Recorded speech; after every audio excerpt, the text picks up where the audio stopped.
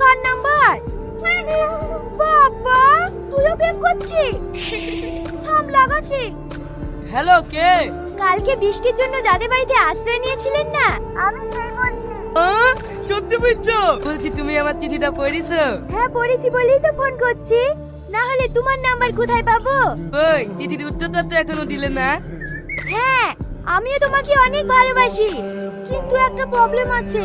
আমি এই ওসব কথা বলার দরকার কি? তুই বুবা জানলে ও তোর সাথে প্রেম করবে নাকি?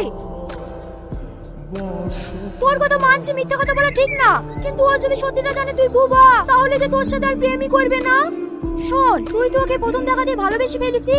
আগে তোর সাথে প্রেমটা হয়ে যা, তারপরে সব সত্যি কথা বলিস। কি প্রবলেম না বলি ফোনটা কেটে দিলি যে? একটা ছোট্ট প্রবলেম আছে জানো, যদি তোমার আর আমার ভালোবাসার কথাটা বাড়ির লোক জেনে যায়। আরে পাগলি, জানলে তো কি হলো? আমি তো তোমাকে ভালোবেসে বিয়ে করতে চাই। এতে ভয়ের কি আছে?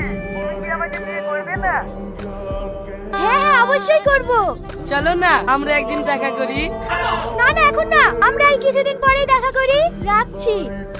তুমি স্কুল থেকে বাড়ি এসি খাওয়া দাওয়া করেছো? কি ব্যাপার রে সফি, কদিন ধরে দেখছি মোবাইল কানে ধরেই থাকছি। কার সাথে অত কথা বলছি?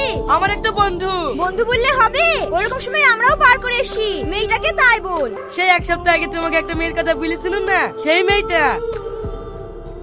এখন না, পরে যা।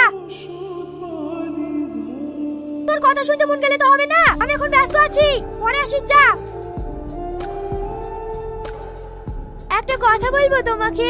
হ্যাঁ বলো। আচ্ছা, তোমার কথাতে কি জাদু আছে বলো তো? আমি তোমার কথা শুনি প্রেমে পড়ে গেছি। বাবা, আজ আবার নতুন করে প্রেমে পড়লি নাকি?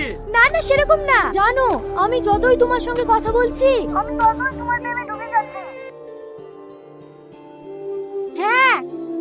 কি গো, কথা বলছো না যে? কেউ এসছে নাকি? না না, কেউ না। চলো না যা, কালকে আমরা পার্কে দেখা করি। আচ্ছা ঠিক আছে, কাল তাহলে আমরা দেখা করছি। এখন রাখছি। আচ্ছা ঠিক আছে সোনা, I love you. I love you too. কাল বৈকাল 4টার সময় রেডি হয়ে থাকিস, আমরা পার্কে দেখা করতে যাব। এবার সত্যিটা বলার সময় হয়ে এসেছে।